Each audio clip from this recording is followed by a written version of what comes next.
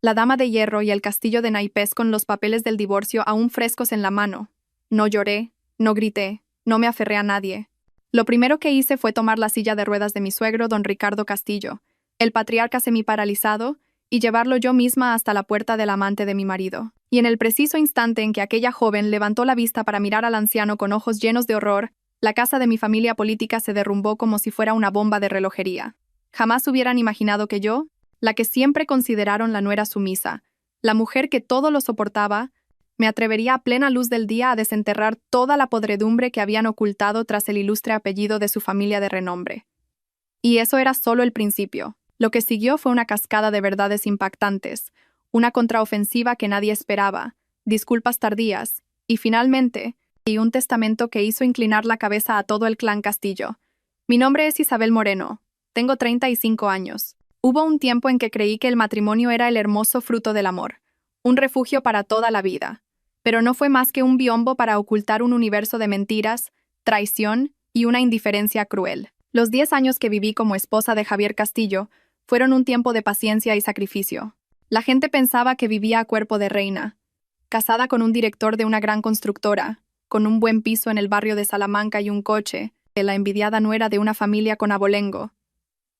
Pero nadie sabía de las noches en que cenaba sola, esperando en vano a un marido que supuestamente estaba en un viaje de negocios, acurrucada en una cama vacía sin poder dormir. Mis sospechas comenzaron cuando Javier se volvió irritable y distante, cuando sus ausencias nocturnas se hicieron frecuentes con la excusa de obras lejanas o proyectos urgentes. Pero una mujer enamorada, una mujer con un hogar, es la más propensa a autoengañarse.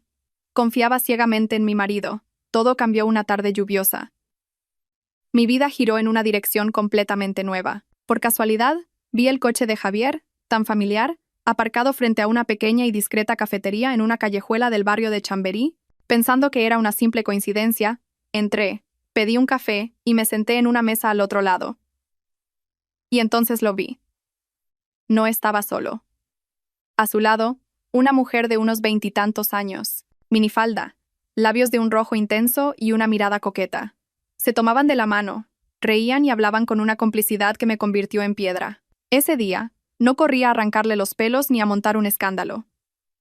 Me levanté en silencio, pagué y volví a casa. En el camino de vuelta, las lágrimas brotaron como la lluvia que caía. No lloraba por la traición. Lloraba por darme cuenta de la ciega en la que me había convertido durante tanto tiempo. Al llegar a casa, me quedé de pie frente a nuestra foto de boda colgada en la pared. Hubo un tiempo en que sonreíamos así, jurándonos amor eterno. Pero ahora, yo estaba sola. Fue entonces cuando lo comprendí. Era hora de poner fin a todo. 3 días después, rellené los papeles del divorcio. Sin una lágrima, sin una súplica. Presenté la demanda en el juzgado, y bastaron 10 minutos para poner punto y final a un matrimonio que parecía eterno. Pero no me detuve ahí. Me quedaba una última cuenta que saldar. Recordaba vívidamente las palabras de mi suegra el día de la boda. Deberías dar gracias por haber entrado en esta familia, Isabel. Somos gente de principios. Mi marido fue director de instituto, y toda nuestra familia tiene estudios. Compórtate como es debido. No manches nuestro apellido. Y sin embargo, ellos, que siempre presumían de su educación y sus valores, habían observado en silencio cómo su hijo me era infiel. Mi suegra, doña Elvira, lo sabía todo. Lejos de detenerlo, lo encubrió. Mi suegro, postrado en su silla de ruedas, solo abría la boca para decir: un hombre puede tener una aventura de vez en cuando. La esposa debe proteger el hogar y comprender a su marido. Durante 10 años había soportado lo suficiente. La mañana en que el divorcio se hizo oficial, no volví a casa. Fui directamente a la residencia de ancianos donde vivía mi suegro. Empujé su silla de ruedas con la misma suavidad de siempre, como si lo llevara al hospital. Pero esta vez, el destino no era el hospital. Lo llevé a la casa de Carla Fuentes, la amante de Javier, un chalet adosado en una urbanización nueva en las afueras, con una fachada amarilla y una hortera puerta de rejas verdes. Cuando llamé al timbre, Carla abrió y se quedó helada al verme. «Isabel, ¿qué haces aquí?» Le dediqué una sonrisa que sabía que no olvidaría en su vida. Nada especial. Solo he traído a la persona más importante de esta familia. Me di la vuelta y empujé la silla de ruedas hacia adelante. Don Ricardo abrió los ojos como platos, horrorizado.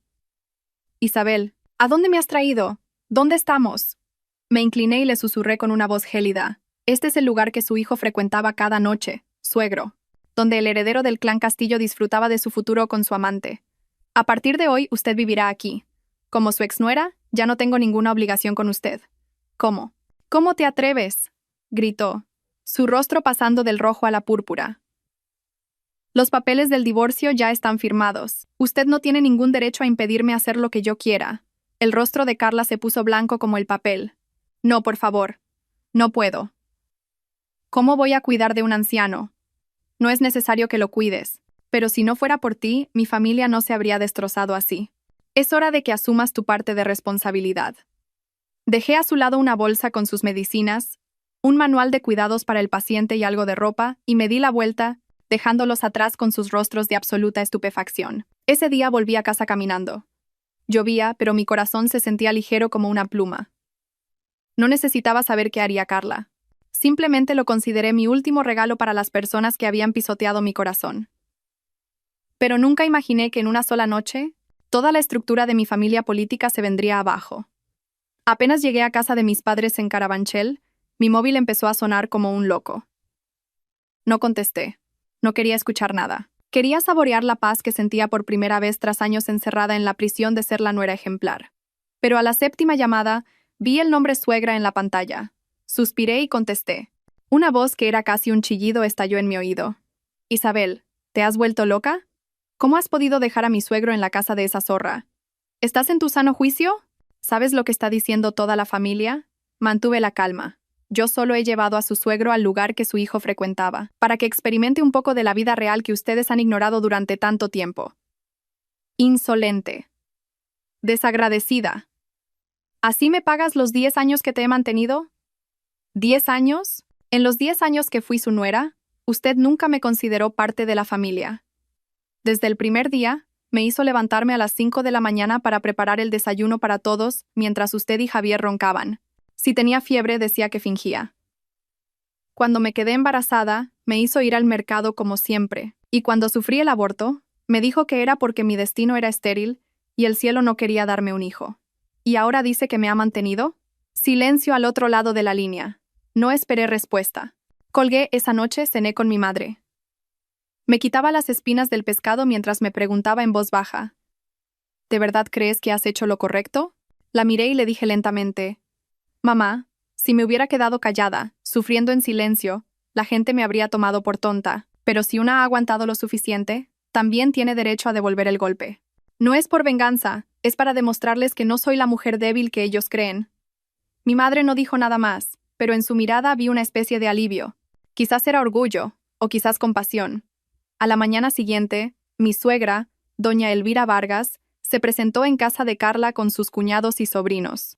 Me enteré por una amiga que era la presidenta de la asociación de vecinos de esa urbanización. Mi amiga me llamó, emocionada. Isabel, no te imaginas el escándalo. Tu familia política está montando un circo en casa de esa chica.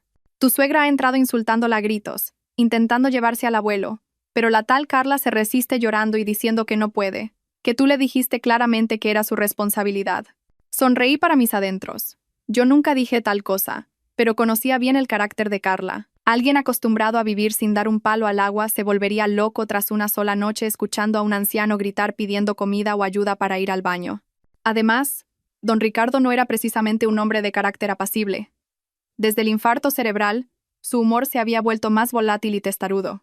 Incluso yo, que lo cuidé durante años, a veces perdía la paciencia cuando golpeaba la mesa exigiendo que fuera yo, su nuera, quien le diera de comer. A esas horas, él estaría gritando como un poseso en esa casa extraña, y Carla estaría al borde de un ataque de nervios, muerta de vergüenza.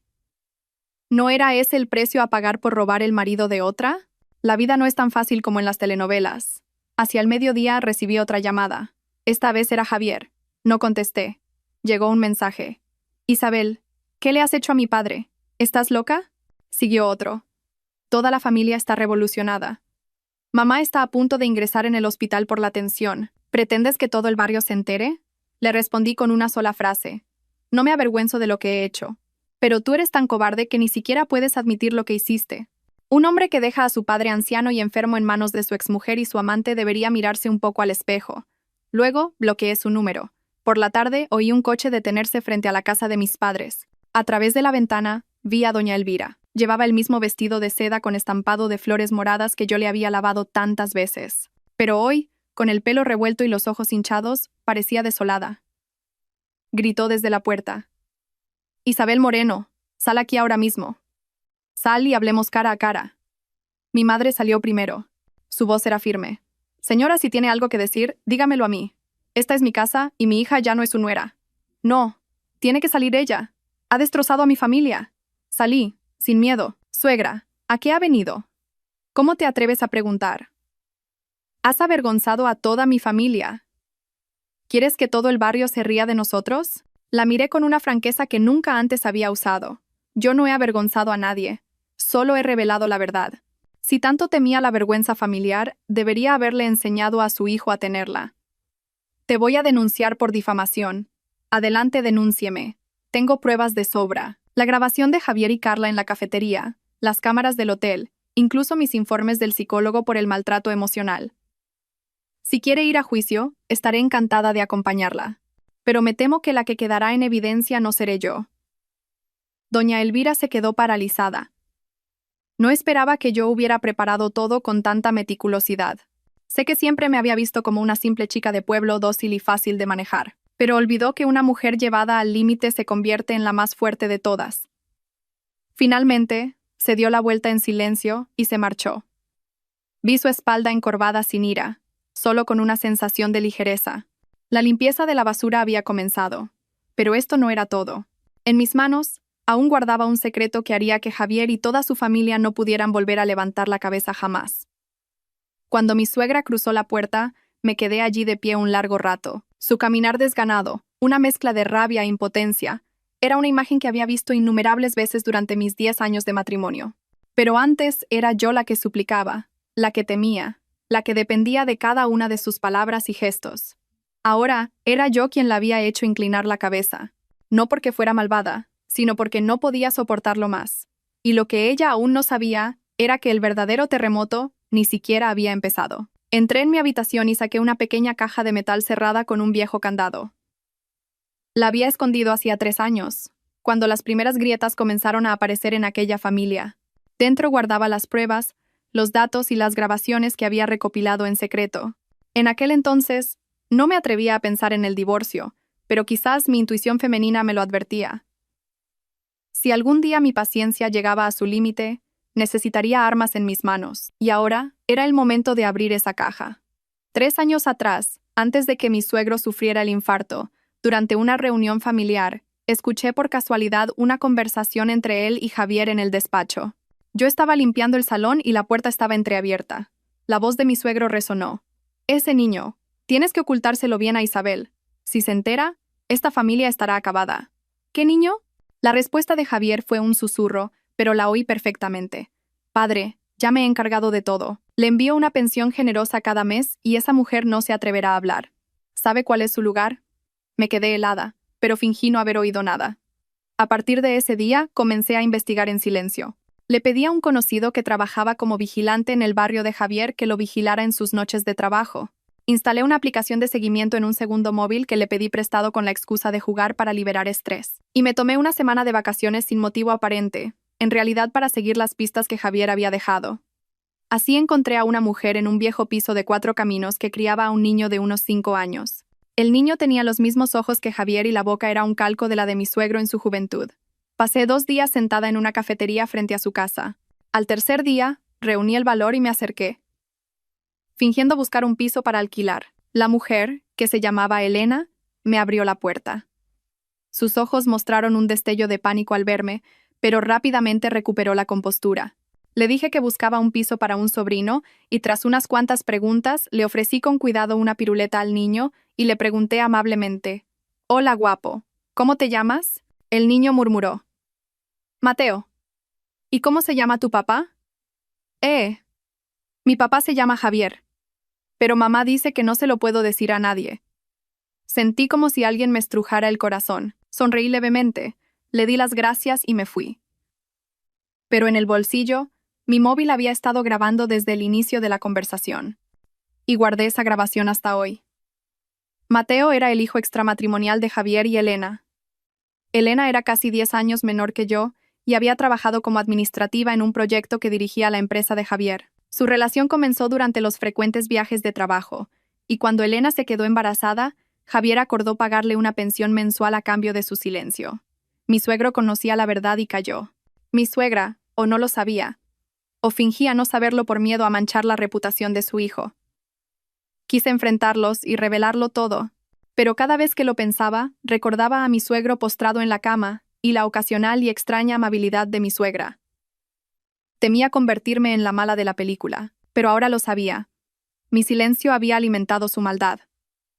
Metí la grabación, un par de fotos de Mateo junto a Elena y una carta que escribí a mano en un sobre grueso.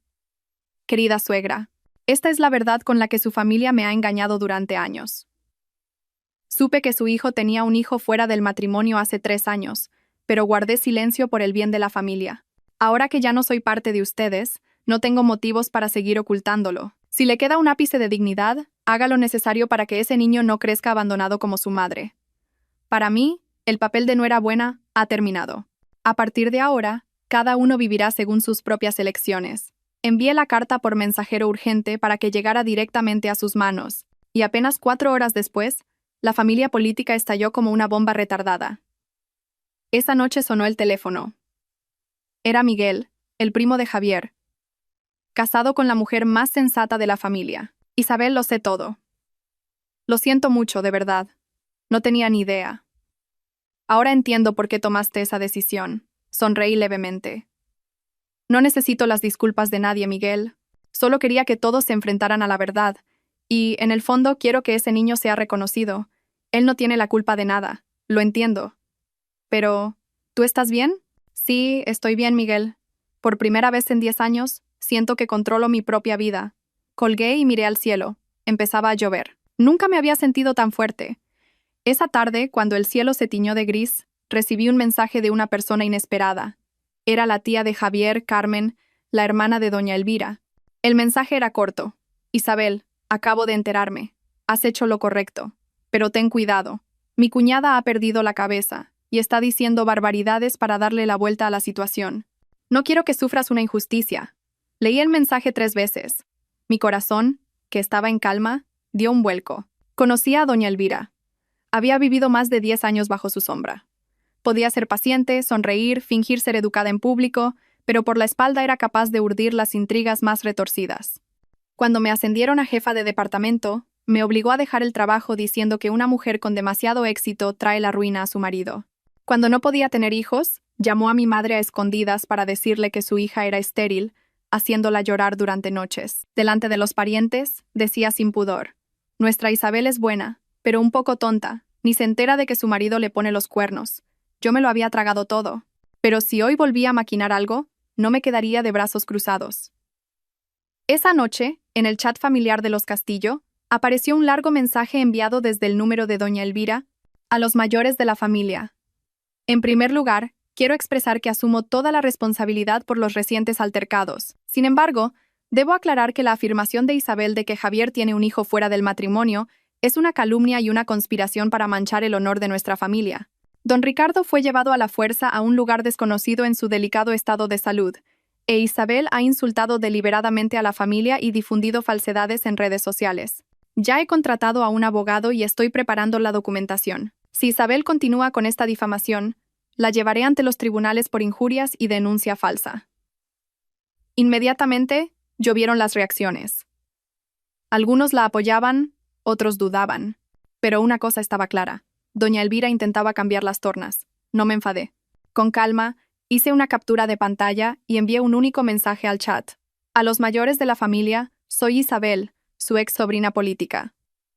Para aclarar la situación, les envío algunas pequeñas pruebas. Y un archivo de audio con la conversación entre don Ricardo y Javier Castillo sobre la pensión del niño. 2. Fotos de Mateo y su madre, Elena. 3. El registro de una consulta en el Centro de Salud de Cuatro Caminos donde figura Javier Castillo como nombre del padre. 4. Una foto de las cámaras de seguridad del Hotel El Encanto, fecha 5 de mayo, donde se ve a Javier Castillo y Elena entrando juntos. No quiero hacer de esto algo más grande, pero si alguien sigue insistiendo en que miento, No tendré más remedio que presentar todo esto ante las autoridades y dejar que la ley decida. Una última cosa. El honor de una familia no reside en ocultar la verdad, sino en el coraje de enfrentarla y corregir los errores. Minutos después, el chat quedó en un silencio sepulcral. Ni un mensaje de refutación, ni una palabra en defensa de doña Elvira. Podía imaginar perfectamente el ambiente, como si le hubieran dado una bofetada delante de todos aquellos que la consideraban un dechado de virtudes. Esa noche, Javier volvió a llamar, esta vez desde un número desconocido. Al contestar, su voz sonaba ronca, una mezcla de rabia e impotencia. «Isabel, ¿no crees que estás siendo demasiado rastrera? ¿Piensas arruinarme la vida?» Me reí suavemente. «Nadie te ha arruinado la vida. Te la has arruinado tú solo. Yo solo he abierto la caja donde metiste toda tu basura. Por favor, lo de Mateo no fue intencionado. Estaba borracho, fue un error, y Elena insistió en tenerlo. Le he estado pagando la pensión durante años. Por favor, no hagas esto más grande. Mamá está ingresada por la tensión y papá se niega a comer. ¿No estarás contenta hasta que nos veas a todos muertos?» Guardé silencio un instante, y luego respondí, articulando cada palabra. «No deseo la muerte de nadie, solo deseo que los vivos se enfrenten a la verdad.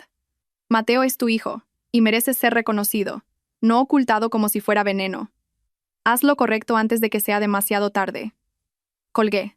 No necesitaba escuchar más, porque a la mañana siguiente ocurrió algo inesperado.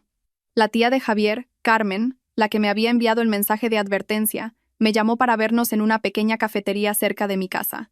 Cuando llegué, ya estaba sentada. Su mirada era amable, pero llena de preocupación. «Isabel, perdóname. Durante 10 años supe lo que sufrías y no fui capaz de intervenir. El carácter de mi cuñada es tan déspota que odia a cualquiera que la contradiga. Pero en esto, quiero estar de tu lado». Sentí que se me llenaban los ojos de lágrimas. «No pasa nada, tía Carmen. No pido que nadie se ponga de mi parte. Con que una sola persona me entienda, es suficiente». Puso su mano sobre la mía y dijo con firmeza: «Pero tienes que saber una cosa. Tu excuñada está preparando una reunión familiar para tapar este asunto. Va a traer a un abogado e intentará crear pruebas falsas, usando tu aborto como excusa para decir que presionaste tanto a Javier que él tuvo que buscar fuera un heredero para la familia». Me quedé horrorizada. Nunca pensé que pudiera llegar a ser tan ruin. Carmen continuó: «Pero no te preocupes. Si se atreve a hacer algo así, yo misma me levantaré y lo contaré todo. No voy a permitir que te humillen más. Yo también estoy cansada de ver cómo esta familia se desmorona por culpa de mentiras bien envueltas». Apreté su mano con fuerza. Por primera vez en años sentí que alguien en esa familia se preocupaba sinceramente por mí. Esa noche miré la caja de metal vacía. Todas las pruebas estaban enviadas. Ya no tenía nada que proteger. Pero algo empezaba a crecer dentro de mí. La confianza en mí misma. No estaba equivocada. Solo estaba reclamando la justicia que me habían robado durante 10 años. Pero la historia no terminaba aquí.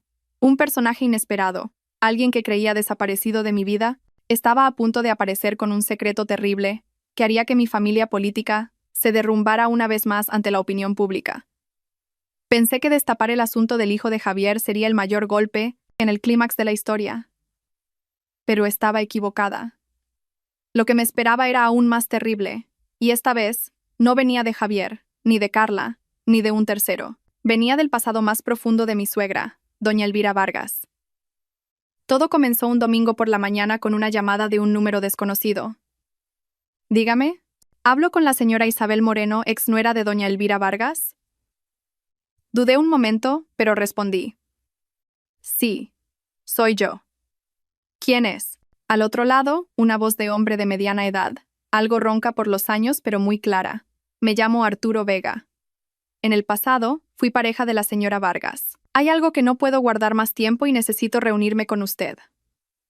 Nos encontramos en una pequeña cafetería en un callejón tranquilo de Malasaña, un lugar poco frecuentado. Cuando llegué, él ya me esperaba. Aparentaba unos 60 y pocos años, y a pesar de su pelo canoso, su mirada era intensa. En sus manos sostenía una vieja carpeta. En cuanto me senté, fue directo al grano. «Lamento haberla contactado de forma tan abrupta, pero lo que voy a contarle le causará una gran conmoción». Asentí. Un mal presentimiento ya se había apoderado de mí. Arturo Vega me miró y bajó la voz. «En 1993, Elvira y yo éramos pareja. Nos conocimos en unas jornadas para funcionarios. Yo era contable en una empresa de alimentación y ella, administrativa. Teníamos planes de boda, pero de repente, desapareció sin decir una palabra. Escuché en silencio. Un año después, me enteré de que se había casado con Ricardo Castillo, un respetado director de instituto de una familia adinerada. Me dolió, pero pensé que era el destino. 3 meses más tarde, un amigo me dijo que Elvira había dado a luz a un niño. Contuve la respiración. ¿Javier? Arturo asintió y sacó de su maletín una fotocopia de un informe de ADN, viejo y manchado de humedad. Lo sospeché durante 30 años. Hace 2 meses, fui a un chequeo médico y tomé en secreto una muestra de mi cabello. Le pedí a un sobrino que trabaja en un laboratorio que la comparara con una muestra del pelo de Javier que conseguí en una reunión familiar a la que asistí gracias a un conocido. El resultado fue una coincidencia del 97%. Me quedé petrificada. Arturo sacó una vieja foto de 1993. En ella, una versión más joven de doña Elvira, con los mismos ojos afilados y la misma sonrisa de Javier. A su lado, un joven Arturo la abrazaba por los hombros. ¿Lo entiende ahora? Yo soy el padre biológico de Javier. Pero doña Elvira, para conseguir un buen matrimonio, me abandonó y ha estado engañando a don Ricardo Castillo durante más de 30 años. No podía creer lo que oía. Cada palabra que pronunciaba era como un rayo. Aquella familia que me había oprimido en nombre del honor, la tradición y la moral, estaba construida sobre un castillo de mentiras y engaños. Pero, ¿por qué me cuenta esto ahora? Arturo suspiró. Porque sé que la están oprimiendo. Leí en internet lo que le ha pasado. No puedo permitir que mi hijo viva en una familia falsa sin conocer su identidad, ni que una persona como usted sea pisoteada sin justicia. No pude contener las lágrimas. Me entregó el original de la prueba de ADN, un par de fotos antiguas y un viejo diario que Elvira había escrito en el pasado. En él, relataba su angustia por haber abandonado al hombre que amaba y haber elegido un matrimonio por conveniencia tras dar a luz a Javier. Esta es la verdad. Lo que haga con ella depende de usted. Pero creo que ha llegado el momento de que la luz ilumine lo que ha estado oculto durante demasiado tiempo. Volví con todo aquello. No pude dormir en toda la noche. Me asaltaron innumerables recuerdos. Elvira reprendiéndome por no saber proteger los valores familiares, gritándome por no darle un nieto. Y el día en que, apuntándome con un tenedor, me espetó: cada uno de tus actos afecta al honor de esta casa. Somos una familia ejemplar. No dejaré que una manzana podrida lo eche todo a perder. Ahora lo entendía.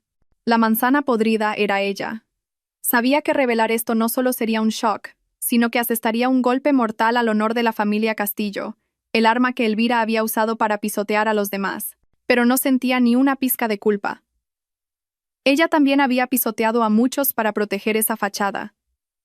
Llamé a la única persona de la familia en la que aún confiaba, Miguel. Miguel, ¿tienes un momento? Necesito enseñarte algo. Miguel no hizo preguntas. Nos vimos en un restaurante cerca de su oficina. Cuando le mostré los documentos y las fotos, su rostro se puso pálido mientras los revisaba uno por uno. Dios mío, no es necesario que toda la familia lo sepa. Solo quiero que algunas personas conozcan la verdadera cara de la familia ejemplar que tanto veneraban. Miguel guardó un largo silencio y luego me miró con determinación. No estás sola, Isabel. Si doña Elvira intenta seguir calumniándote, yo estaré de tu lado. Se lo contaré a toda la familia. Soy parte de esta casa, y mi palabra no será ignorada. Asentí. Por primera vez al final de ese largo y oscuro túnel, sentí que no estaba luchando sola. Esa noche, miré el cielo por la ventana. La luna llena derramaba su luz sobre los tejados. Me pregunté si una mujer como Elvira, que me había enseñado a ser educada, que me había oprimido en nombre de ser una buena nuera, que me había reprendido por no tener principios, tendría el valor de mirarse al espejo y enfrentar su sucio pasado. No estaba segura, pero sabía que el día en que su máscara cayera ante toda la familia no estaba lejos. La reunión familiar se celebró el domingo siguiente por la mañana en la casa principal de los Castillo, la finca familiar, aquel lugar reservado durante generaciones para los eventos más importantes: bodas, funerales, celebraciones. Se convertiría ahora en el escenario donde se desvelaría la verdad que doña Elvira había ocultado durante más de 30 años. No estaba invitada, pero un mensaje de Miguel, el primo de Javier, me hizo ir. Isabel, doña Elvira va a anunciar públicamente que no puedes tener hijos para culparte de haber abandonado a tu marido y destruido el hogar. Si no vienes, cargarás con esa infamia para siempre. Si vienes, yo estaré de tu lado. No lo pensé 2 veces. Elegí un sencillo pero elegante vestido de color marfil. sin maquillaje ni joyas. Quería presentarme tal como era, no perfecta, pero digna y con orgullo. Esa mañana, el patio de la finca estaba lleno de gente. Los rostros familiares que una vez llamé tío, tía, primo, ahora me miraban con una mezcla de sospecha y murmullos. Pero no bajé la cabeza. Caminé con paso firme hacia la larga mesa situada en el centro del patio. Doña Elvira estaba sentada en la cabecera, y a su lado, un inquieto Javier se mordía las uñas. Mi suegro, debilitado, estaba en una silla de ruedas en un rincón, silencioso como una vieja estatua. Nadie esperaba que me atreviera a aparecer. Doña Elvira abrió los ojos como platos y apretó los labios, pero enseguida esbozó una sonrisa burlona. Vaya, vaya. La exnuera también ha venido. Bienvenida. Muy bienvenida. Al menos sabes lo que es la vergüenza. Me senté con calma en una silla al otro extremo de la mesa y levanté la vista. No he venido a avergonzarme. He venido a contar la verdad, por si hay alguien aquí que prefiera escucharla en lugar de mentiras. Doña Elvira me fulminó con la mirada. Respiró hondo y se dirigió a todos. Querida familia, he convocado esta reunión para aclarar las calumnias que la exesposa de mi hijo, Isabel Moreno, ha difundido sobre nuestra casa. Ha dicho que Javier tiene un hijo ilegítimo. Ha abandonado a su suegro en casa de una desconocida y ha amenazado el honor de nuestra familia. Todo esto es un montaje producto de su complejo por no poder darnos un heredero. Se oyeron algunos murmullos. Una mujer susurró: «Pero si Isabel solo tuvo un aborto, ¿eso significa que no puede tener hijos?». Me levanté y con voz clara y firme, articulando cada palabra, dije: «Disculpen, pero debo decir esto. De lo contrario, mi madre y yo viviremos humilladas para siempre». Saqué de mi bolso la carpeta que había preparado y la coloqué en el centro de la mesa, frente a doña Elvira. Un murmullo recorrió a los presentes. La miré fijamente. Este es un informe ginecológico reciente del Hospital Universitario La Paz. El médico confirma que mi útero es completamente normal y que soy fértil. El día que sufrí el aborto, tenía más de 38 grados de fiebre. Y usted, suegra, me obligó a ir al mercado. ¿Lo recuerda? El rostro de doña Elvira se puso blanco. Intentó mantener la compostura. Eso es mentira. Si es mentira, ¿cómo explica el archivo de audio donde usted me dice que una mujer que no puede dar hijos no tiene derecho a quejarse si su suegra trae a otra nuera para asegurar la descendencia? Saqué mi móvil y pulsé el play. La voz aguda y maliciosa de doña Elvira resonó con claridad. El ambiente se congeló al instante. Algunos de los mayores fruncieron el ceño y apartaron la vista. La tía Carmen se quedó petrificada y murmuró: «Dios mío, Elvira». No me detuve. Saqué otro informe. Este es el resultado de la prueba de ADN de Mateo, el hijo de Javier Castillo y Elena. Coincidencia del 97%. Con el sello y la firma del Instituto Nacional de Toxicología y Ciencias Forenses. Si alguien desea una contraprueba, estaré encantada de acompañarle al hospital. El murmullo se convirtió en un oleaje. Javier, con el rostro pálido, se encogió en su asiento. Doña Elvira le gritó: «¡Cállate! No lo admitas. Te dije que lo ocultaras». Hice una pausa antes de lanzar la última bomba. Lentamente, saqué el tercer resultado de la prueba, el original que me dio Arturo Vega y el viejo diario de Elvira. Siento tener que llegar a esto, pero si usted, suegra, ha decidido humillarme delante de toda la familia, yo no puedo seguir callada. Coloqué los papeles en la mesa y, con voz temblorosa pero firme, dije: «Este es el resultado de la prueba de ADN entre Javier Castillo y el señor Arturo Vega, quien fue su pareja antes de que usted se casara con don Ricardo. El resultado confirma que el señor Vega es el padre biológico de Javier y no don Ricardo». Un silencio de muerte cayó sobre el patio. Doña Elvira, como si le hubiera caído un rayo, se levantó de un salto y gritó: «¡Estás loca! ¡No mientas! Es una invención tuya». Si es una invención, ¿cómo explica este diario que encontré? Es su letra. Hay un pasaje donde escribe: «Amo a Arturo, pero debo casarme con Ricardo para cambiar mi vida». La tía Carmen se llevó una mano al pecho y hundió la cabeza sobre la mesa. El patio era un caos. Preguntas, dudas, gente horrorizada.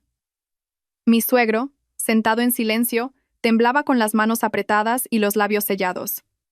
No dijo nada, pero una lágrima solitaria rodó por su mejilla izquierda. Fue la primera vez que lo vi llorar. La verdad había rasgado como un cuchillo el velo de seda que cubría el honor de la familia Castillo. Todo era un desastre. Un tío abuelo, un hombre mayor y respetado, se levantó solemnemente. «Esto no se puede tapar más. Esta familia, que siempre ha pretendido dar lecciones a los demás, ya está bien. Dejémoslo aquí. Que cada uno se vaya a su casa y reflexione sobre sí mismo. La gente comenzó a levantarse y a marcharse. Doña Elvira seguía gritando: «Tienen que creerme. Todo lo que hice fue por esta familia, por el honor. No pueden darme la espalda». Pero nadie la miró.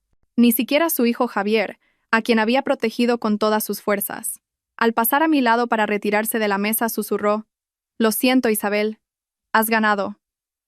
No sonreí. No era una victoria. Era la verdad. Y ante la verdad no hay vencedores ni vencidos. Solo están los que la enfrentan con valentía y los que huyen de ella toda la vida. 3 días después de aquella fatídica reunión familiar, el apellido Castillo estaba en boca de todos, desde el mercado del barrio hasta el último rincón de la ciudad. El rumor se extendió como la pólvora en las conversaciones del desayuno y en las charlas del atardecer.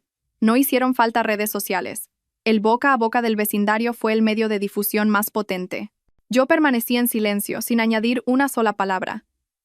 Consideraba que mi trabajo estaba hecho, pero como era de esperar, doña Elvira no se quedó de brazos cruzados.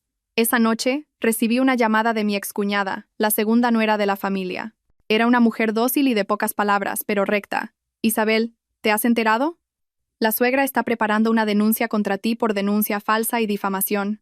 Ha movilizado a un abogado conocido». Me tensé, pero no me sorprendió. Desde el momento en que le quité la máscara, había anticipado todos sus movimientos. «¿Estás segura?» «Sí, mi marido es sobrino de ese abogado. La suegra le llevó unas fotos manipuladas y le dijo que tú, por venganza tras el divorcio, habías editado las grabaciones e inventado toda la historia». Solté una risa amarga. Manipular fotos, inventar historias. ¿Y yo con los originales? Su diario manuscrito y una prueba de ADN independiente. Pero no la subestimé. Sabía que doña Elvira no necesitaba ganar en los tribunales. Le bastaba con ganar la guerra de la opinión pública. Con que la gente dudara, con que pensara que algo habrá, ella ya habría recuperado parte de su reputación. Era la táctica más perversa de todas. Al día siguiente, recibí una citación del Servicio de Mediación del Ayuntamiento por una denuncia de difamación. La mediadora era una mujer de unos 40 años, de aspecto pulcro. Sobre su mesa, un documento con el nombre de doña Elvira Vargas bien visible. Me dijo cortésmente: «Señora Moreno, la hemos citado para verificar algunos hechos. La señora Vargas alega que usted ha difundido información falsa, dañando su honor personal y familiar. Entiendo que es un asunto familiar complejo, pero le agradecería su colaboración para aclarar las posturas de ambas partes». Asentí y de mi bolso saqué todos los documentos originales, las grabaciones con sello de fecha, los resultados del laboratorio forense y el diario original acompañado de una declaración firmada por Arturo Vega. Lo puse todo sobre la mesa y dije con voz clara: «No he difamado a nadie. Solo he dicho la verdad. Si esa verdad ha hecho que alguien sienta que ha perdido su honor, la culpa no es mía». La mediadora examinó los documentos, y a medida que leía, su expresión se volvía más seria. Al cabo de un rato, levantó la vista. Su mirada ya no era fría, sino que denotaba cierta comprensión. «Entiendo. Todo queda perfectamente claro con esta documentación. Informaré a mis superiores para archivar el caso como denuncia infundada». Sonreí levemente. «Gracias. Pero, si no es mucha molestia, ¿podría transmitirle un mensaje de mi parte a la señora Vargas? Dígale que las mentiras tienen las patas muy cortas». Al salir del edificio, el sol me dio en la cara. Un taxi se detuvo junto a la acera y de él se bajó precisamente doña Elvira. Iba vestida con un traje de chaqueta negro, el pelo recogido en un moño alto y los labios pintados de un rojo intenso, como en las fiestas familiares. Pero sus ojos estaban hinchados y su rostro pálido. Se detuvo al verme. Nos miramos en silencio, sin insultos, sin agresiones. Solo 2 miradas afiladas como cuchillos cruzándose en el aire. Fui la primera en hablar. «Suegra, veo que todavía no se rinde». Ella apretó el bolso y soltó una risa burlona. «Te crees muy lista, ¿verdad? ¿Crees que por desenterrar viejas historias vas a ganar? Admito mis errores, pero tú tampoco eres una santa». Levanté la cabeza. «No, no soy una santa, pero tampoco finjo ser una autoridad moral como usted». Me miró durante un largo rato. Por primera vez, en sus ojos no había desprecio ni ira. Estaban vacíos. Y entonces lanzó una frase enigmática. «Recuérdalo. No todos los que caen se quedan en el suelo. Ten cuidado. El viento puede cambiar de dirección». Sonreí. «Espero que el viento cambie de dirección. A favor de todas las personas a las que usted ha pisoteado durante los últimos 10 años». Se dio la vuelta, y yo no volví a mirar su espalda. Esa tarde fui a ver a mi madre. Estaba sentada en el porche, escuchando la radio mientras limpiaba verduras. Cuando me senté a su lado me preguntó, ¿está todo bien? Asentí levemente. Sí, pero creo que las cosas se van a poner un poco ruidosas. Mi madre sonrió y me acarició el pelo. ¿Y qué importa que haya ruido? Si vivimos con la conciencia tranquila, no hay nada que temer. Sople el viento como sople, recuerda esto. Nunca vivas como las personas que te hicieron llorar. Apoyé la cabeza en su hombro. En más de 10 años de matrimonio, ni un solo momento había sido tan pacífico como este. Pero exactamente una semana después, apareció una publicación anónima en un importante foro femenino online. El título era: Una exnuera vengativa calumnia a su suegra. Denunció la verdad manipulada. El texto estaba plagado de información falsa y distorsionada. Que yo, por no poder tener hijos, estaba celosa de la joven amante de Javier, Carla, y que tras el divorcio había inventado la historia del hijo secreto y el pasado de mi suegra para hundir a la familia. La publicación se extendió como un incendio forestal. Hubo gente que la creyó, gente que dudó e incluso gente que se burló de mí, sacando a la luz detalles de mi vida personal. Por un momento, flaqueé. Intenté guardar silencio, pero mi madre me cogió la mano y me dijo: No puedes retroceder. Si lo haces, la gente pensará que eres culpable. Asentí. Y por primera vez, publiqué un post público en mis propias redes sociales. Adjunté todas las pruebas, fotos, resultados de los análisis, archivos de audio y una carta manuscrita del propio Arturo Vega, el padre biológico de Javier. En solo 30 minutos, se compartió miles de veces, y entonces ocurrió algo que nadie esperaba. Incluso Carla, la amante, intervino. Publicó un breve texto. No quería involucrarme, pero confirmo que Isabel Moreno no miente. Javier Castillo y yo tenemos un hijo. Nunca he sido agredida ni calumniada por él. La única persona que me sugirió que guardara silencio fue su ex-suegra. La comunidad online explotó.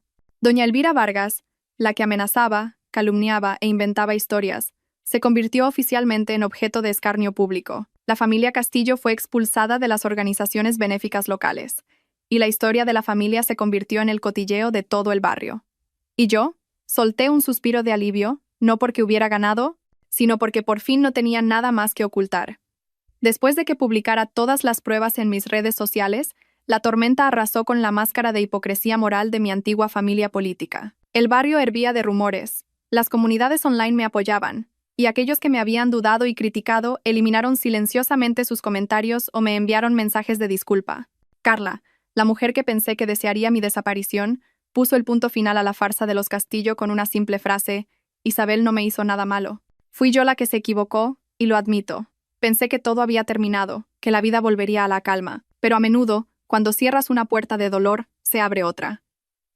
No para herirte más, sino para preguntarte: ¿estás lista para vivir de otra manera?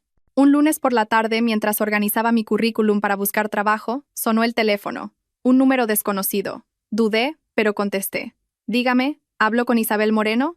Soy Marcos Pérez, director de Recursos Humanos de Construcciones Torres. Me ha hablado de usted el consejero Miguel Castillo. Era Miguel, la única persona de esa familia que me había dicho: Isabel, te creo. Nunca le pedí ayuda, pero él, en secreto, había puesto el primer ladrillo para que yo pudiera reconstruir mi vida. Nos gustaría contratar a alguien para nuestro departamento legal interno, y el señor Castillo la ha recomendado encarecidamente. ¿Estaría disponible para una entrevista mañana por la tarde? Me quedé sin palabras. Sí, claro. Muchas gracias. Allí estaré. Al día siguiente me dirigí a Construcciones Torres. Era una empresa de tamaño medio en pleno crecimiento. La oficina, en la 8ª planta de un moderno edificio de cristal, tenía un diseño contemporáneo. Al abrir la puerta, un hombre alto, de unos 40 años y con las mangas de la camisa remangadas, me esperaba con una leve sonrisa. ¿Isabel Moreno? Soy Alejandro Torres, el director de la empresa. La estábamos esperando. Me sorprendió un poco. El propio director recibiéndome en la puerta, pasamos a su despacho y hablamos durante más de 1 hora. No fue una entrevista convencional. Más que mis conocimientos técnicos, le interesaba otra cosa. Después de todo lo que ha pasado, ¿de verdad quiere volver a trabajar en un entorno tan exigente? Respondí sin pensarlo. No es que quiera, es que debo hacerlo. Para sobrevivir. Y para no depender de la compasión de nadie. Él sonrió. Una sonrisa tranquila, cálida, que parecía esconder una historia. En ese caso, bienvenida a Construcciones Torres. Antes de que pudiera asimilarlo, me tendió la mano. No necesito ver más. El consejero Castillo tenía razón. Si una mujer es capaz de enfrentarse a una familia tan autoritaria e hipócrita, ¿cómo no vamos a confiar en ella? Le estreché la mano. El corazón me latía con fuerza, no por la emoción, sino porque sentía que, de verdad, estaba empezando una nueva vida. Los días siguientes, empecé a trabajar con una rutina. Entraba a las 8 y salía a las 5. Cada vez que cruzaba la puerta de cristal de la oficina, me sentía como otra mujer. Ya no era la sombra silenciosa detrás de mi marido, ni la nuera de la familia Castillo. Era Isabel Moreno, una mujer libre e independiente, y las señales que Alejandro Torres empezó a mostrarme eran imposibles de ignorar. Al principio, fue una taza de café sobre mi mesa cada mañana, exactamente como me gustaba, solo, con poco hielo y sin azúcar. Luego, eran las visitas casuales a mi puesto, fingiendo pasar por allí, para preguntarme, ¿qué tal el trabajo? ¿Has comido? Vete pronto a casa hoy. ¿O prefieres que hagamos horas extras juntos? Al principio pensé que era simple cortesía, pero empecé a sospechar. Y aunque sospechaba, no me desagradaba. De hecho, a veces me reconfortaba. Un día, después de entregarle un borrador de contrato, llamé a la puerta de su despacho. Me sonrió al verme. Pasa, Isabel. Te estaba esperando. He terminado el informe. Necesito que lo revise para mañana por la tarde. Cuando me di la vuelta para irme, me llamó. Isabel. ¿Sí? Hoy tenemos la fiesta de cumpleaños trimestral para los empleados. Habrá vino. Quédate y celébralo con nosotros. Dudé, pero al final asentí. Esa noche, me senté con mis compañeros bajo una luz tenue. Sonaba música suave y el tintineo de las copas de vino era un sonido claro y alegre. Nadie mencionó mi pasado, nadie me miró con compasión. Simplemente me trataron como a una colega más, de persona a persona, como a cualquier otra mujer. Al terminar la fiesta, esperaba un taxi en el vestíbulo. Alejandro se acercó y se paró a mi lado, con las manos en los bolsillos. ¿Te llevo? No hace falta. Estoy acostumbrada a ir sola. Asintió, pero no se fue. Isabel, no sé cuándo es el momento adecuado para decirlo, pero creo que estoy empezando a sentir algo por ti. Me quedé helada. Una ráfaga de viento nocturno me alborotó el pelo. Lo miré, sin esquivarlo, pero sin acercarme. Acabo de salir de un infierno. Aún no sé si tengo fuerzas para volver a confiar en alguien. Me miró con unos ojos que no tenían prisa. No te pido que confíes en mí ahora mismo. Solo quiero que sepas que hay alguien dispuesto a esperar. Guardé silencio. No sabía si era emoción o miedo. Al llegar a casa, me tumbé en la cama. Apreté el móvil, sin responder, pero mi mente era un torbellino. Un hombre bueno que aparece justo cuando intento levantarme. ¿Era sincero? ¿O era esta otra prueba del destino? No había respuesta, pero sabía que mi corazón, lentamente, estaba empezando a descongelarse. Pero justo cuando pensaba que había encontrado la calma, un mensaje anónimo me arrastró de nuevo al abismo de la duda. Ten cuidado con ese tal Alejandro Torres. No todos los que son amables son sinceros. Es un hombre que ha hecho creer a muchas mujeres y luego las ha dejado con una herida que nunca cicatriza. El mensaje anónimo llegó en plena noche. Era corto, pero se clavó en mi corazón como un puñal de hielo. Pasé la noche en vela, leyéndolo una y otra vez. ¿Será verdad? Esas 3 palabras daban vueltas en mi cabeza. Ya no era una mujer ingenua. Había vivido en una familia política plagada de intrigas, había sufrido un matrimonio engañoso, y había visto cómo la gente se apuñalaba por la espalda por dinero y prestigio. Había confiado y me habían destruido, y el miedo a cometer el mismo error era abrumador. Pero esta vez, necesitaba estar segura.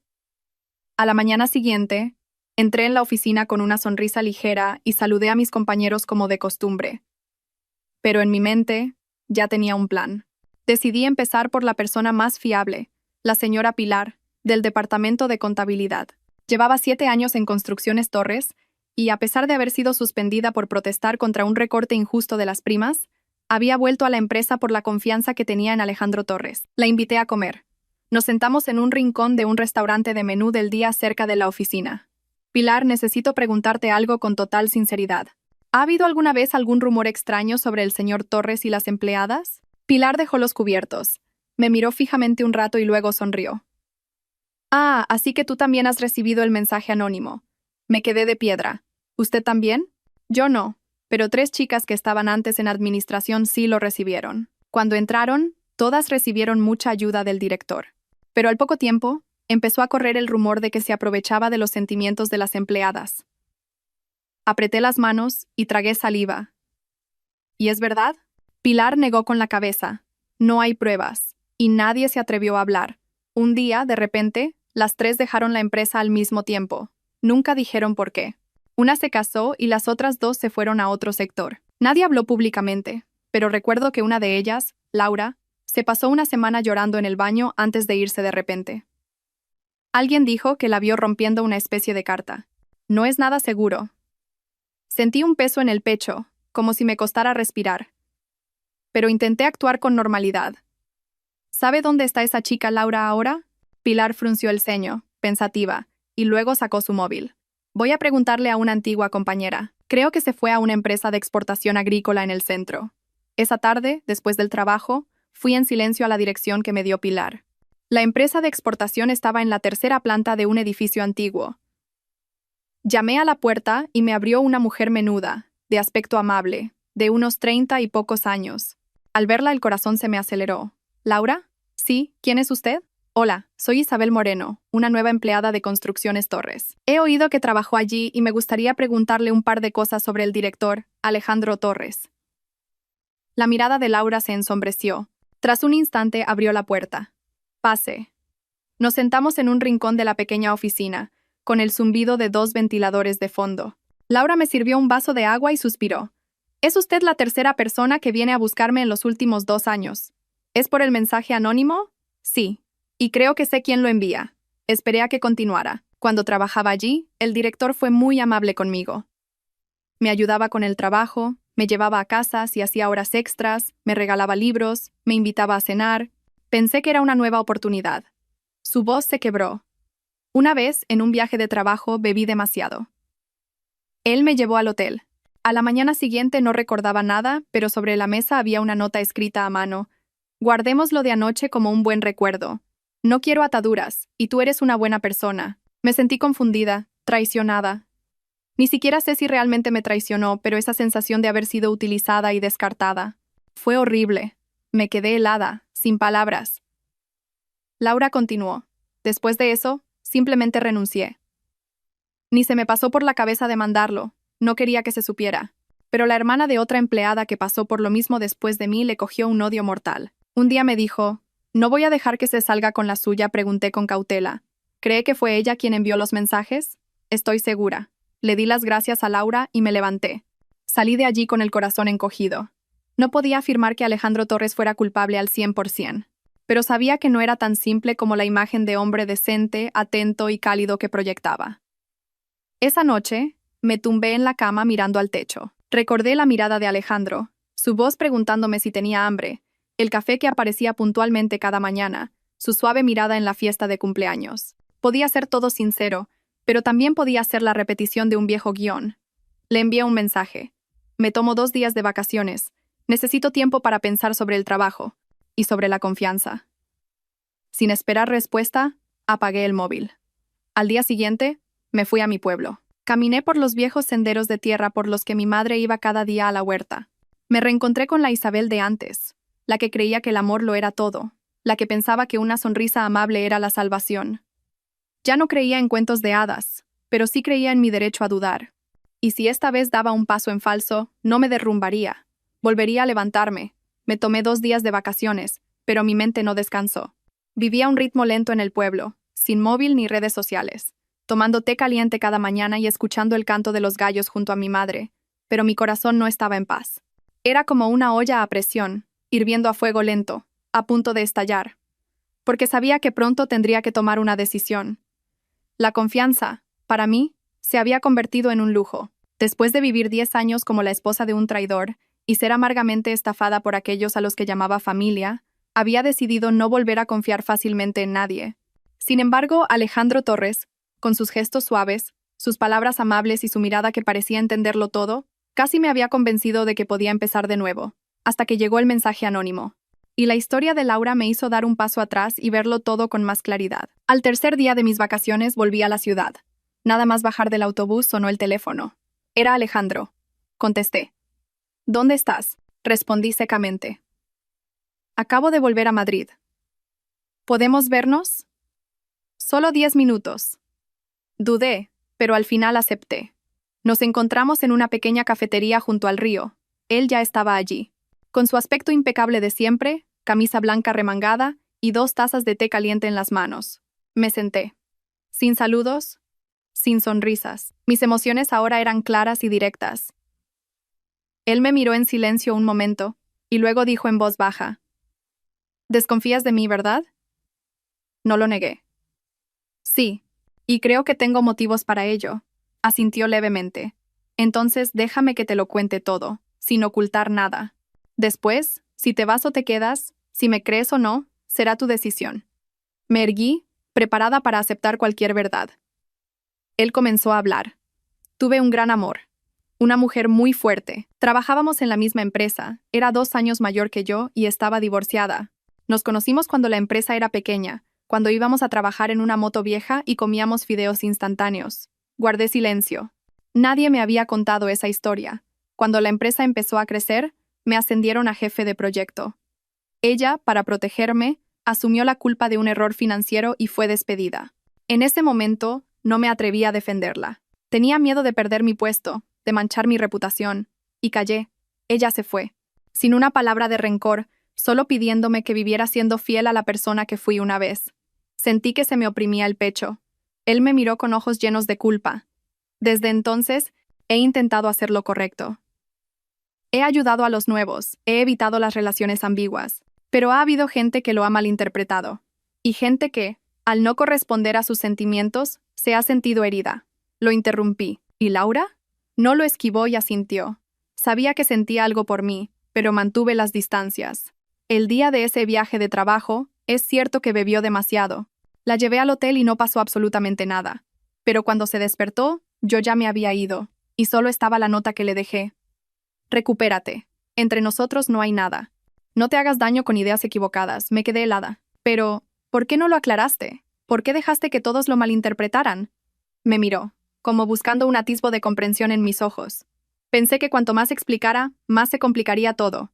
Y en ese momento, estaba cansado de tener que disculparme por cosas que no había hecho. Solo quería que la gente lo olvidara por sí misma, quería guardar silencio. Por primera vez, vi en sus ojos no calma, sino una verdadera fisura. Continuó. «Isabel, no soy perfecto, he cometido errores y he sido cobarde. Pero nunca he utilizado a nadie. Y si me gustas, no es porque hayas sufrido, sino porque ese sufrimiento no te ha convertido en una persona cínica». No dije nada, pero mi corazón empezó a vacilar. Esa noche, en casa, tumbada en la cama, repasé cada una de sus palabras. No podía saber si la verdad era tan perfecta como él la contaba. No podía estar segura de si todos estaban equivocados y solo él tenía razón. Pero una cosa sí era cierta. Yo ya no era la mujer que creía ciegamente y agachaba la cabeza, ni la que temía amar por culpa del pasado. Había crecido, y era lo suficientemente fuerte como para enfrentar la verdad y perdonar, si es que ese perdón no era para nadie más que para mí misma. Al día siguiente fui a la oficina. Alejandro estaba junto a mi mesa. En sus manos una pequeña cesta de fruta. Lo miré y le dije en voz baja: «Todavía tengo mis dudas, pero no voy a huir». Él sonrió. «Sin prisas, sin presiones, no te pido que me creas ahora mismo. Solo te pido la oportunidad de esperar». No respondí. Pero, después de tantas heridas, por primera vez, no rechacé la mano que alguien me tendía.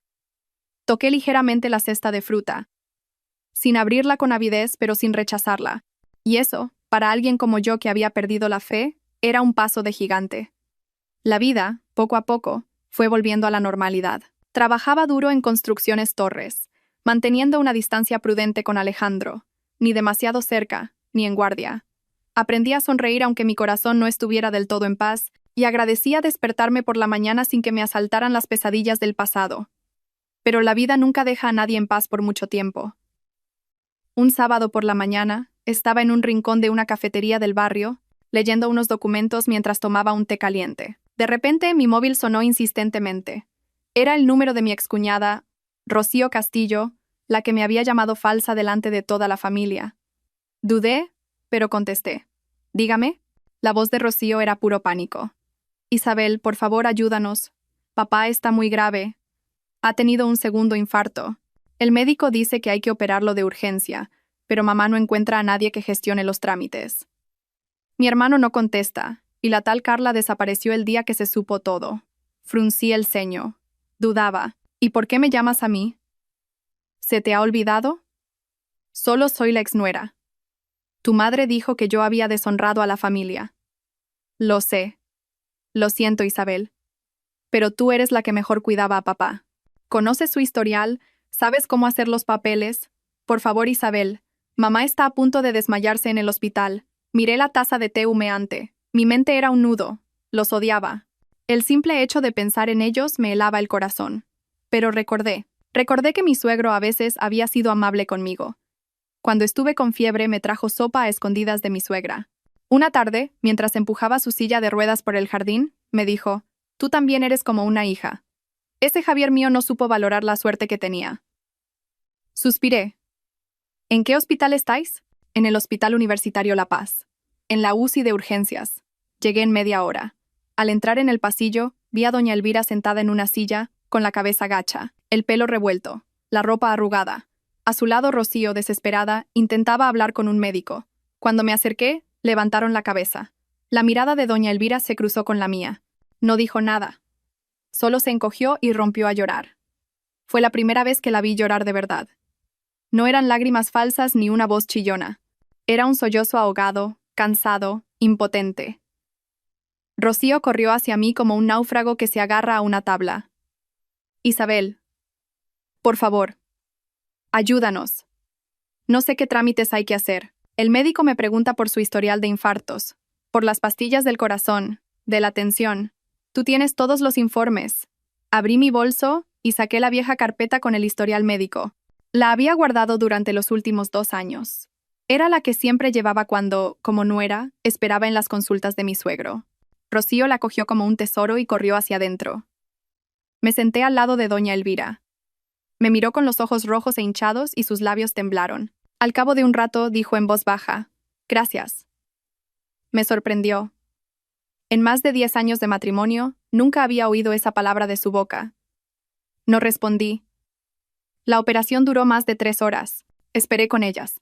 Nadie habló. Solo se oía el tic-tac del reloj y la megafonía llamando a los pacientes. Finalmente, salió el cirujano. La operación ha sido un éxito, de momento, pero debemos vigilarlo de cerca. No puede sufrir ningún sobresalto y es crucial que un familiar que conozca bien su estado esté a su lado durante la primera semana. Doña Elvira se derrumbó en la silla y Rocío se tapó la cara, sollozando. Le pregunté al médico, «Doctor, soy su exnuera, pero yo lo cuidaba personalmente. ¿Puedo quedarme con la familia para atenderlo?» El médico asintió. «Excelente. Si conoce bien su estado, sería ideal que estuviera a su lado, especialmente las primeras 72 horas». Me volví hacia doña Elvira y Rocío. «Me quedaré, pero lo hago por don Ricardo, no por nadie más de esta familia». Ellas asintieron. Nadie se atrevió a decir nada más. Esa noche me quedé en el hospital, al lado de la cama de don Ricardo. Aún estaba inconsciente, pero su color iba mejorando. Le cogí la mano. Una mano arrugada y fría. «Suegro, soy yo. Isabel está aquí». Sus párpados temblaron levemente. No sabía si me había oído, pero en el fondo de mi corazón creía que me reconocería. Pasé la noche sin apartar la vista del monitor de constantes vitales. A la mañana siguiente, cuando salí al pasillo para el cambio de turno, vi a doña Elvira de pie. Sostenía un termo con sopa caliente. La he hecho yo. Por si el señor reconoce el olor. La miré en silencio, pero no la rechacé. Por primera vez, su mirada no era acusadora ni crítica. Era la mirada de alguien que sabe que se ha equivocado, pero no sabe por dónde empezar a pedir perdón. Y en voz baja, dijo, «Me he portado muy mal contigo». Seguí en silencio. «No pasa nada si no me perdonas. Pero, ¿me permitirías intentar arreglarlo, poco a poco?» La miré directamente a los ojos. Sin rabia, sin rencor.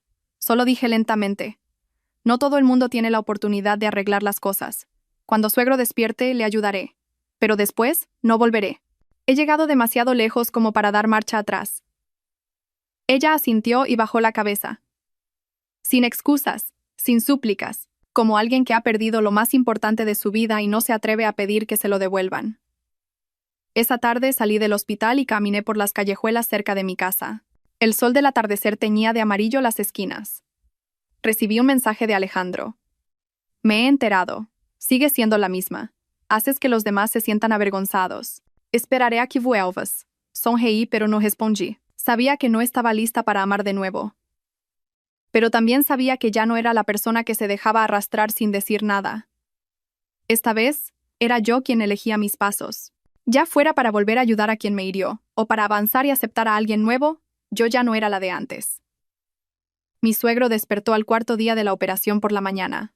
Yo estaba en el pasillo del hospital cuando una enfermera vino corriendo. Isabel, el señor Castillo ha despertado. Pregunta por usted. Ha dicho su nombre, Isabel. Sentí que se me paraba el corazón. Entré de inmediato en la habitación.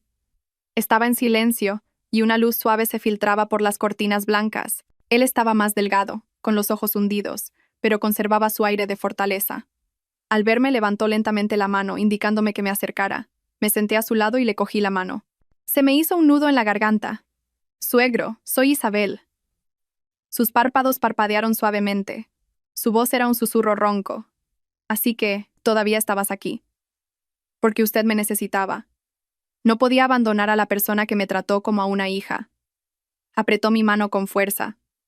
Sus ojos se enrojecieron. Ya no veía al suegro autoritario, sino a un anciano frágil que había regresado del umbral de la muerte. Respiró con dificultad y continuó. Isabel, tengo algo que decirte, solo a ti. Miré sorprendida a la enfermera y a Rocío, que curioseaban desde la puerta. ¿Podrían dejarnos solos un momento? Mi suegro quiere hablar conmigo a solas. Asintieron y salieron. Cuando nos quedamos solos, mi suegro me hizo un gesto para que me acercara más. Su voz era tan débil que tuve que pegar mi oído a sus labios para escucharlo. En el cajón de la mesilla, en el fondo, hay un sobre amarillo. La contraseña es tu cumpleaños. Me quedé helada. ¿Mi cumpleaños? Sí. La cambié hace 2 años. Ya entonces sabía que en esta familia no quedaba nadie tan sincero como tú. No podía creerlo. En los últimos días de su vida, la persona en la que había confiado era yo, la nuera a la que habían expulsado de casa con todo tipo de insultos. Pregunté con voz temblorosa. ¿Qué hay en el sobre, suegro? Mi testamento, el original. Todas las propiedades, la casa, los terrenos, están a nombre de tu marido, Javier, pero con una condición. Si ese sinvergüenza te es infiel, toda la herencia pasará a la persona que yo he designado. ¿Y a quién ha designado? Cerró los ojos y sonrió débilmente. A ti. Estaba atónita. Pero, suegro, no está ni validado por un notario. No me dio tiempo. Lo que quiero ahora es que lo tengas como prueba para enfrentarte a ellos si intentan algo. Yo lo sé todo sobre Javier y esa mujer. Lo sé desde hace mucho tiempo. Pero soy viejo y estoy enfermo, no tenía fuerzas. Tu suegra lo tapó todo por miedo a perder el honor. Lo vi todo. Que no dijera nada no significa que no me doliera. Las lágrimas empezaron a brotar sin control. Apreté su mano y sollocé. Suegro, no quiero la herencia.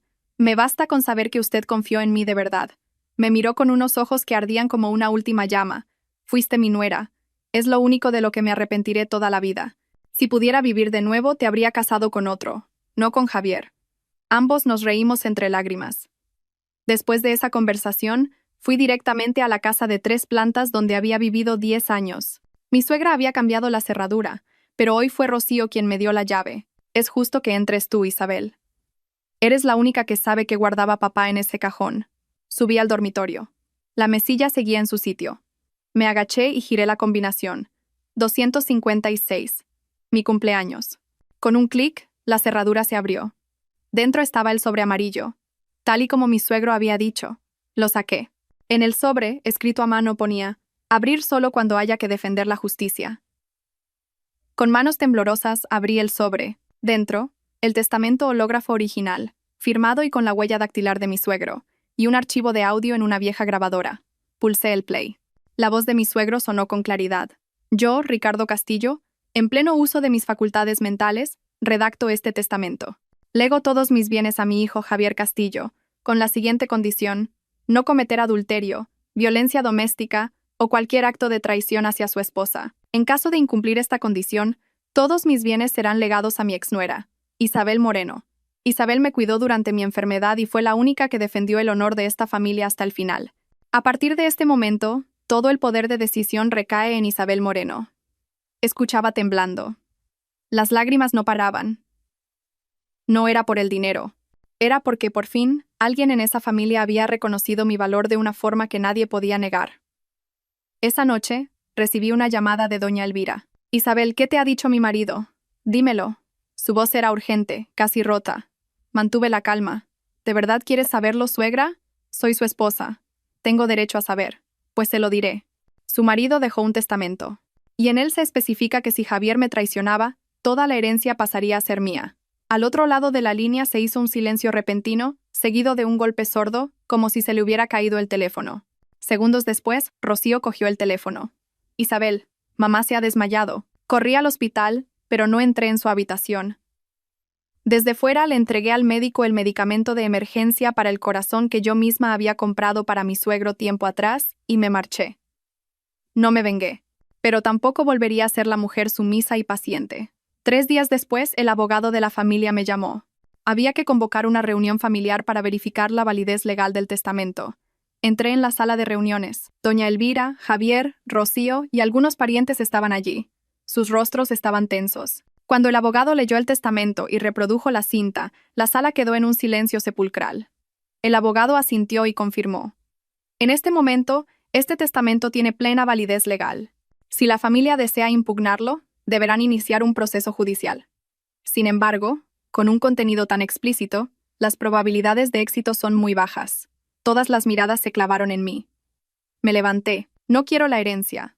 Lo único que deseo es que, a partir de ahora, nadie en esta familia tenga derecho a insultarme. Nadie puede referirse a mí como una destructora. Me voy, pero no permitiré que nadie siga pisoteando mi honor. Dejé una copia del testamento sobre la mesa y salí de la sala.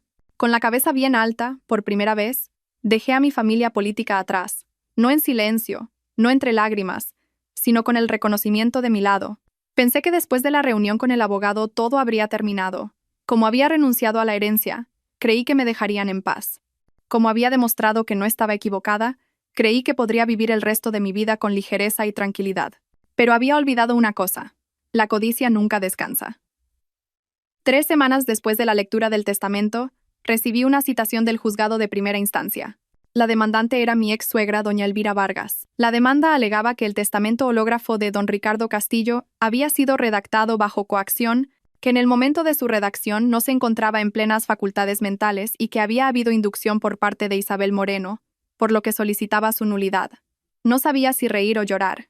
Después de vivir décadas en la hipocresía, hasta en el último momento, por dinero, estaba dispuesta a pisotear la última voluntad sincera de su marido. Fui a ver a mi abogado con todos los documentos originales, la cinta de audio, el testamento manuscrito y el video de las cámaras del hospital donde se nos veía a mi suegro y a mí conversando. El abogado revisó los documentos y asintió. No se preocupe. Este es un caso prácticamente perdido para ellos. El testamento tiene firma, huella dactilar, un archivo de audio con voz coincidente y un video que demuestra que estaba en plenas facultades. Si insisten, tenemos derecho a contrademandar por denuncia falsa y difamación. Suspiré. No quiero pleitos. Solo quiero que sepan que ya no soy la persona fácil de manipular que era antes. El abogado sonrió. Pues que lo vean. Que vean que la nuera sumisa de antes ya no existe. Ahora es usted una persona con una espada de doble filo. Si la subestiman, se cortarán ellos mismos. El día de la primera vista, doña Elvira apareció vestida de luto, con una expresión de víctima. Javier estaba a su lado, pero con la cabeza gacha. Vi claramente que no quería cruzar la mirada conmigo. Quizás por vergüenza, quizás por miedo. Yo fui sola, sin abogados ni parientes, pero caminé con paso firme como una roca. En la sala, doña Elvira se levantó.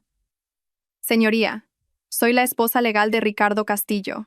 Mi marido, en su lecho de muerte, no estaba en plenas facultades mentales debido a un infarto cerebral. Sin embargo, mi ex nuera, Isabel Moreno, lo influenció psicológicamente a escondidas y lo indujo a redactar un testamento que le legaba todos los bienes. Esto es ilógico, va en contra de los principios familiares y debe ser anulado. Escuché con calma.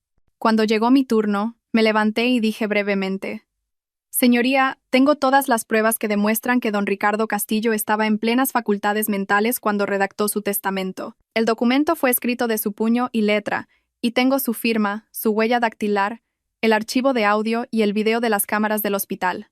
Además, él especificó claramente que la herencia pasaría a mí si su hijo me traicionaba. Presenté un informe del neurólogo del Hospital La Paz que certificaba que el paciente Ricardo Castillo, tras la operación, mantuvo durante varios días un estado de conciencia claro y una capacidad de cognición adecuada sobre su entorno y las personas que lo rodeaban. El juez suspiró y asintió. Se declaró un receso para deliberar. 15 minutos después, se dictó la sentencia en primera instancia. El tribunal consideró que el testamento de Ricardo Castillo era legal, voluntario y no mostraba indicios de coacción. La demanda de la señora Elvira Vargas fue desestimada en su totalidad. No necesité decir nada más. Me levanté, hice una reverencia al tribunal y salí de la sala. Fuera del juzgado, doña Elvira estaba de pie como una estatua. Su hija Rocío le rodeaba los hombros con un brazo, con los ojos enrojecidos. No las miré, pero al pasar a su lado dije en voz baja: «Usted me dijo una vez que yo no merecía entrar en esa casa. Ahora, soy yo la que no la necesita». Doña Elvira no respondió. Apretó los labios, pero en sus ojos vi el pánico, la confusión y la amargura de quien lo ha apostado todo y se ha quedado con las manos vacías. Esa noche, volví a casa, abrí las ventanas y dejé que el viento moviera las cortinas blancas. Recibí un mensaje de Alejandro. «He oído que has ganado el juicio. No voy a felicitarte, porque no necesitabas ganar. Solo querías vivir de acuerdo a tus valores, y hoy lo has conseguido». Sonreí. Me conmovía que me entendiera tan bien, pero él aún no lo sabía. Yo todavía no había terminado. 3 días después, publiqué una copia del testamento en mis redes sociales. No para humillar, sino para demostrar mi honor. Escribí: «No exijo ninguna propiedad.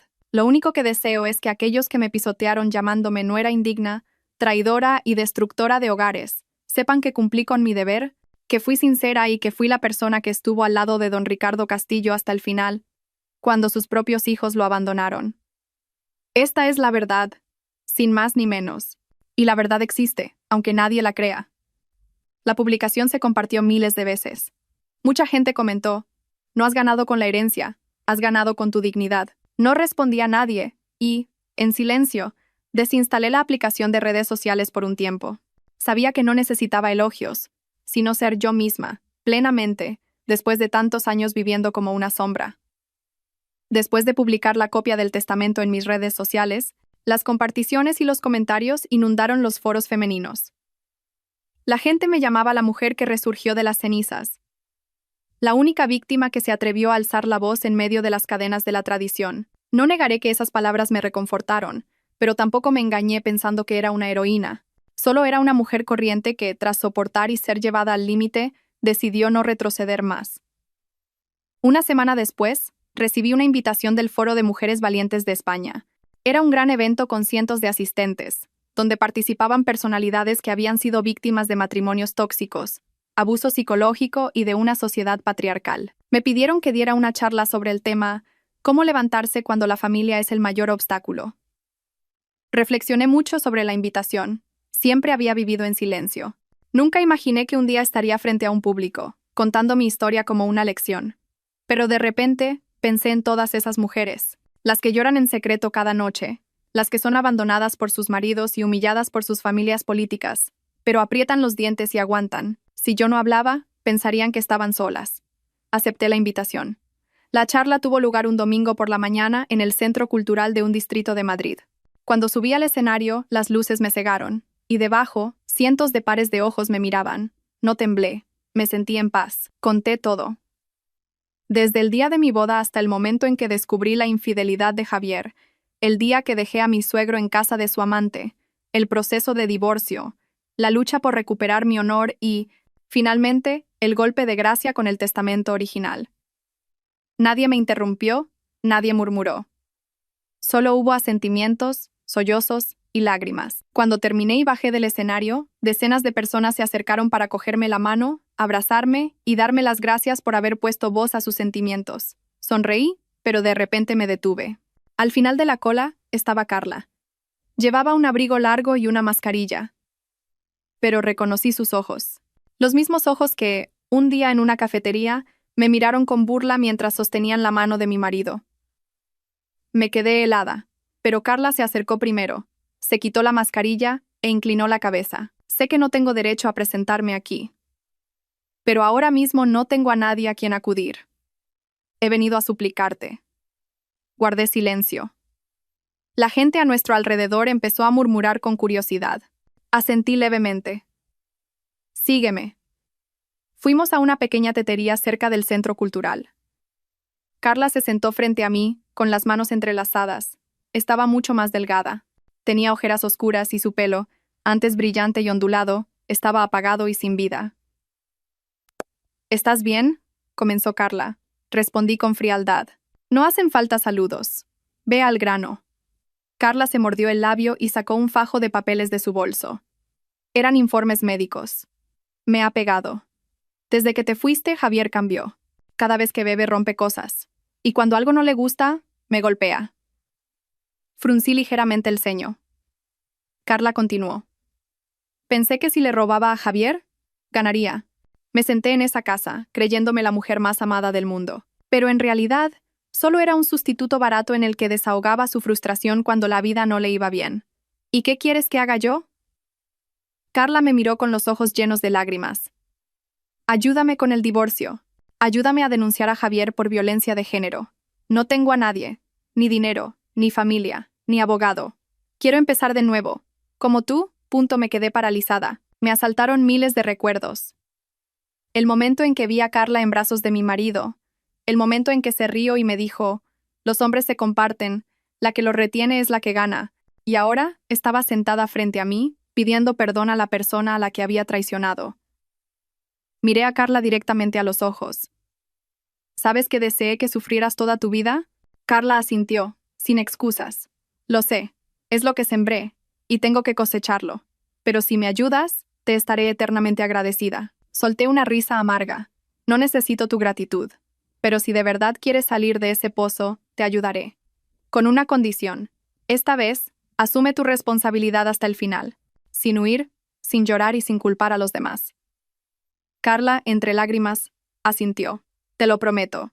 Al día siguiente, llevé a Carla a un centro de asistencia jurídica para mujeres víctimas de violencia de género. La ayudé a rellenar los papeles, le encontré un abogado de oficio y me aseguré de que obtuviera los partes de lesiones y los informes de urgencias. No lo hice por compasión. Lo hice porque, al igual que me pasó a mí, no quería que ninguna otra mujer se hundiera en ese fango. Por la tarde, al volver a casa, encontré un pequeño paquete en la puerta, sin remitente. Lo abrí. Dentro había una vieja fotografía. Me quedé helada. Era una foto de mi ex-suegra, doña Elvira Vargas, intercambiando una carpeta de documentos con un hombre desconocido frente a un banco. En el reverso, una nota manuscrita. Tu ex-suegra no se ha rendido. Esta es la prueba de que está desviando el patrimonio al extranjero. Ten cuidado. Queda una última partida. Apreté la foto. El corazón me latía con fuerza. Supe que el final aún no había llegado.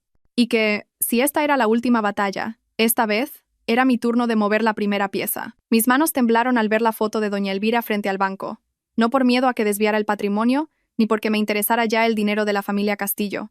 Era por el agotamiento que sentía hacia esas personas que creen que pueden taparlo todo con poder, estatus e intrigas. Ni siquiera en el último momento de su vida se detenía. Esa noche, me senté junto a la ventana, sumida en mis pensamientos, y llamé a la única persona de esa familia que había mantenido su integridad. Mi ex primo político, Miguel. Miguel, necesito tu consejo. Si alguien intenta disponer de un patrimonio en medio de una disputa por una herencia, ¿es ilegal? Por supuesto. Si ese patrimonio está mencionado en un testamento o está embargado preventivamente por un litigio, disponer de él de forma deliberada es un delito de alzamiento de bienes. Si se demuestra, puede acarrear consecuencias penales. Asentí. No necesitaba oír más. Decidí que esta batalla tenía que terminar en el escenario más grande de todos, ante la justicia. Al día siguiente, fui al despacho de mi abogado y le entregué la foto, junto con las copias de los documentos de propiedad que mi suegro me había dejado, con su firma y número de registro. El abogado frunció el ceño al ver los papeles. Cree que doña Elvira está transfiriendo propiedades a un tercero. No es que lo crea. El hombre de la foto es Javier Ríos, un intermediario inmobiliario conocido por estar involucrado en varias transacciones ilegales para desviar terrenos en disputa al extranjero. El abogado asintió. Entendido. Inmediatamente, enviaré un escrito de urgencia al juzgado solicitando el embargo preventivo de todos los bienes mencionados en el testamento hasta que finalice el litigio. Si doña Elvira ha intentado engañar al tribunal, este será el golpe de gracia definitivo. 2 días después, recibí una citación del juzgado. Se había reabierto el caso de forma inesperada. El motivo. Se habían detectado indicios de que la parte demandada, es decir, doña Elvira Vargas, había infringido las normas sobre el patrimonio testamentario no dividido. Fui al juzgado. Doña Elvira también estaba allí. Pero esta vez, en su rostro no quedaba rastro de fortaleza. Estaba demacrada, con los ojos hundidos y el pelo visiblemente más canoso. Cuando se presentaron como prueba la foto y un certificado del banco que confirmaba que había intentado firmar un contrato de mandato para transferir propiedades a un conocido en Australia, el tribunal ordenó de inmediato el embargo de todos los bienes y advirtió que si la demandada continuaba infringiendo la ley deliberadamente, se solicitaría una investigación penal por un presunto delito de alzamiento de bienes. Yo permanecí sentada en silencio. Doña Elvira se volvió para mirarme. Por primera vez, en sus ojos no había odio ni arrogancia, solo fracaso y resignación. La vista terminó en un instante. Salí del juzgado con la cabeza bien alta, caminando hacia el sol del atardecer. Sabía que había recorrido todo el camino que tenía que recorrer, que ya no tenía nada que demostrar ni a nadie contra quien luchar. Una semana después, delegué oficialmente la donación de todos los bienes que me correspondían a una fundación de apoyo a mujeres víctimas de violencia de género. La noticia se publicó en la página del Foro de Mujeres Valientes junto con un texto mío. Hubo un tiempo en que toqué fondo. Si hoy puedo volver a levantarme, solo deseo ayudar a levantar a otras mujeres que están hundidas en el mismo pozo. El patrimonio se puede perder, pero el honor hay que protegerlo. Isabel Moreno esa noche, caminé sola por el paseo junto al río, sin bolsos de marca ni ropa de lujo. Nadie me reconoció como la mujer que una vez hizo tambalear los cimientos de toda una familia. Solo era una mujer corriente que, después de una larga tormenta de 10 años, sonreía. Un coche se detuvo lentamente a mi lado. Alejandro Torres se bajó con 2 tazas de té caliente. Me ofreció una. ¿Te quedan muchas batallas por librar? Sonreí. Se acabaron. De verdad. Se acabaron. ¿Estás bien? Levanté la vista para mirarlo. Ya no necesito la protección de nadie, pero si quieres caminar a mi lado, no hace falta que me cojas la mano. Con que vayamos en la misma dirección es suficiente. Él asintió y caminó en silencio a mi lado. Nadie dijo nada, pero mi corazón se sentía ligero como una pluma. Y quiero dedicar estas últimas palabras a todas las mujeres del mundo que en este mismo instante se sienten solas, pisoteadas, llorando por un matrimonio injusto. No aguanten, no callen, aprendan a levantarse por sí mismas, porque si aguantan demasiado, la gente no se lo agradecerá. Pensarán que es su obligación. Elijan dar un solo paso hacia adelante. Su honor no lo puede proteger nadie más que ustedes mismas.